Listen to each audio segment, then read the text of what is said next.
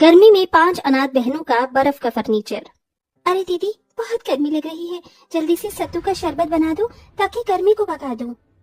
हाँ दीदी। हाँ, बस बना रही हूँ। गरीब सलोनी जैसे तैसे सत्तू का शरबत बनाकर अपनी बहनों को पिलाती है तो चारों बहनें अजीब सा मुंह बनाती हैं।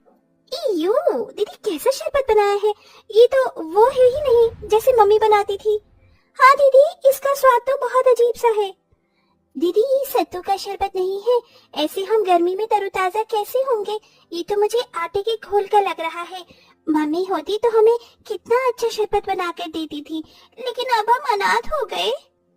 मुझे माफ कर दो तुम चारों, तुम्हें तो पता है घर में कुछ भी ढंग का खाने पीने को नहीं है, सिर्फ खिचड़ी दाल थी, सत्तू नहीं था, इसलिए मैंने आटे के घोल को ही शरबत बनाकर दे दिया। सोचा था कि तुम्हें पता नहीं चलेगा, पर पता चल गया। मम्मी पापा के जाने के बाद सब कुछ बहुत मुश्किल हो गया है। दीदी ऐसे रो नहीं, आपको ऐसे देखकर अच्छा नहीं लगता। मुझे भी तुम लोगों को ऐसे परेशान करना अच्छा नहीं लगता। तुम जानते हो घर में पैसे नहीं है, ऊपर से गर्मी है। जब पैसे लाऊंगी तो सत्तू का शरबत बना दूंगी। भले ही हम अनाथ हो गए, लेकिन अपने आप को कभी अनाथ मत समझना। तुम्हारी बड़ी बहन हमेशा तुम्हारे साथ है। तभी चारों बहनें सलोनी के गले लग जाती हैं। कुछ देर बाद सलोनी अपनी बहनों के लिए ज्यादा पानी डालकर खिचड़ी बना देती है। एक पंखा था, वो भी चलना बंद हो गया था। ओहो, बस इसकी कमी थी, अब ये भी बंद हो गया। अब हम गर्मी में कैसे रहेंगे? हमारे घर में कुछ भी नहीं है, ना बेड, ना सोफा, ना कुर्सी, ना खुद को देखने के लिए शीशा, और ना ही फ्रिज, वरना हम बहुत ठंडा पानी पीते। ये गरीबी और गर्मी ने हम बच्चों की जान ले रखी है। दीदी, मुझसे ये पानी वाली खिचड़ी नहीं खाई जा रही। मुझे भी दीदी खाने का मन नहीं है, मेरे को अच्छा अच्छा खाना खाना है। कचौड़ी, पूरी, मटर पनीर, दाल मखनी, चावल, आइसक्रीम, कोल्ड ड्रिंक, ये सब हमें कब खाने को मिलेगा? देखो, ये सब खाने को जब मिलेगा, जब मैं नौकरी करने चली जाऊंगी। तब तक थोड़ा सब्र कर लो, मैं आज ही काम देख कर आती हूँ। फिलहाल सब मेरे साथ बैठकर खाना खा लो। ठीक है दीदी। सलोनी अपनी बहनों के साथ बैठकर खाना खा लेती है कि तभी लाल लाल चींटियां उनके पास आ जाती हैं। दीदी देखो, लाल चींटियां कहीं काट ना ले। हमारे घर में कहाँ से आ गई? हमारे पास कुछ मीठा भी खाने को नहीं है। दीदी ने भगाओ ना। चिंता मत करो, तुम्हें ये काटेंगी नहीं। मैं अभी हल्दी डाल देती हूँ जिससे ये अंदर को ना आ पाए। फिर दीपा वहाँ पर हल्दी छिड़क देती है। इसके बाद चींटियां आना बंद हो जाती हैं। वहीं सलोनी भी धूप में परेशान होकर अपने लिए काम ढूंढती है, लेकिन कोई भी उसे काम नहीं देता। वो घर में घुसी ही होकर अपने लिए काम ढूंढती है, लेकिन कोई भी उसे काम नहीं देता। वो घर में घुसी ही थी कि इतने में सबसे छोटी बहन उसे पानी देने के चक्कर में मटका फोड़ देती है, जिससे सारा ठंडा पानी गिर जाता है। दीदी सॉरी, मुझसे गलती हो गई। मैं तो आपको ठंडा पानी देना चाहती थी, मटके का। अरे किंजल, तुम्हें ये करने की क्या जरूरत थी? मैं अपने आप ले लेती। अब हो गया ना नुकसान। ठंडा पानी पीने से भी हाथ धो बैठ गए। अब कुएं से पानी लाना पड़ेगा, और वो भी ठंडा नहीं होगा। इतनी प्यास लग रही थी। दीदी, वो बहुत छोटी है, उसे कुछ मत बोलो, मैं कुएं से पानी ले आती हूँ। पर अब पानी रखेंगे किसमें? एक स्टील की बाल्टी है, उसमें ही रख लेंगे। सलोनी बिखरे हुए पानी की जगह को साफ करती है और दीपा कुएं से धूप में पानी लेने चली जाती है, जहाँ उसे बहुत पसीना आता है। पांचों अनाथ बहनों की जिंदगी में बिना माँ बाप के बहुत संघर्ष था, कभी खाने के लिए तो कभी पानी पीने के लिए। रहने की भी अच्छी जगह नहीं थी, जैसे तैसे बच्चे रह रहे थे, लेकिन अब तो घर का अनाज भी खत्म होने को आया था। फिर कुएं का गर्म पानी पीकर सलोनी बैठ जाती है। हे भगवान, एक तो मुझे काम भी नहीं मिल रहा, ऊपर से मटका भी टूट गया। अब मटका 40-50 रुपए का आएगा, कहाँ से पैसे आएंगे? हमारे पास पैसे नहीं है, और इस पानी से प्यास भी नहीं बुझ रही। दीदी, मम्मी पापा के जाने के बाद हमारे साथ क्या क्या हो रहा है? ऊपर से हम सबको धीरे धीरे बहुत पसीना आ रहा है, गर्मी लग रही है, पंखा भी ठीक करवाना था। काश हमें थोड़ी सी बर्फ मिल जाती।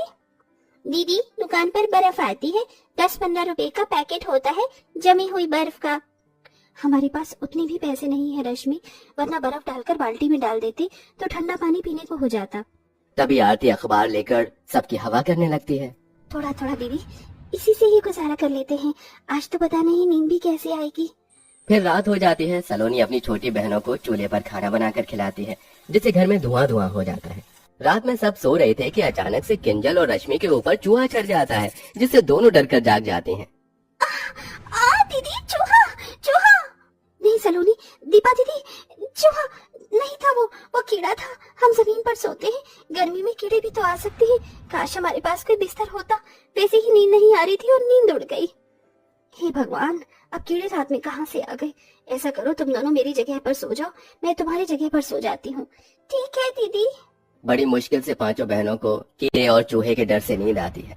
अगले दिन दीपा गर्मी से परेशान होती है तो किंजल को कुएं तक टहलने और थोड़ा पानी भरने के लिए ले जाती है। इतने में एक औरत 2 मटके लाती है, जिससे वो भरती है तो उसके एक फूटे हुए मटके से पानी निकल जाता है।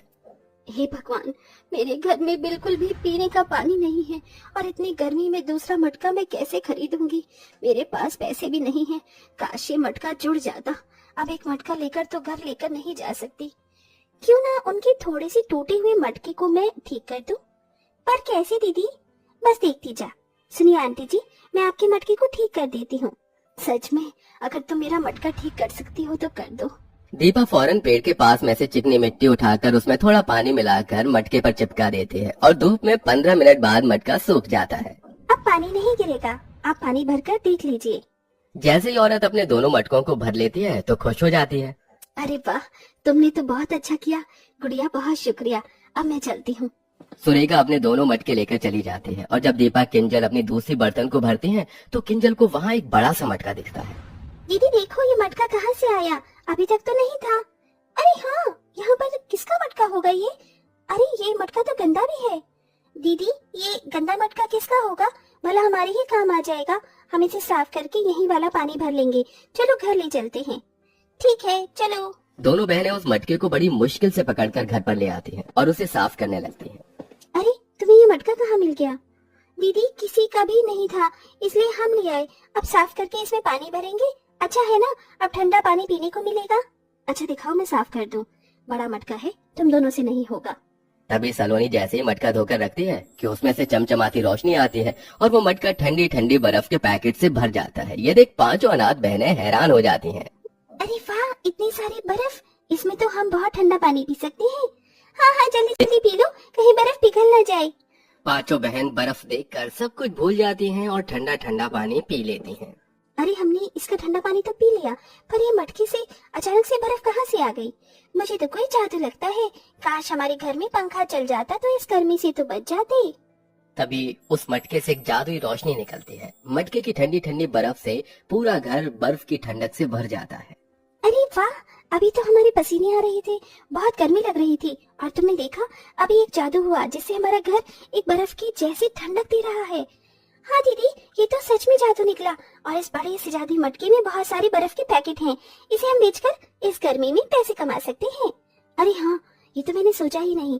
और उसके बाद हम कूलर लेंगे, एक बेड लेंगे। दीदी दीदी, मुझे नए कपड़े चाहिए और फ्रिज भी। दीदी आप अकेली बर्फ बेचने मत जाना। ऐसा करते हैं, मैं रश्मि को ले जाती हूँ और आप बड़ी हैं तो आप आरती और किंजल को साथ रख लीजिए। ये बर्फ पिघलने से पहले हमें बेचनी होगी।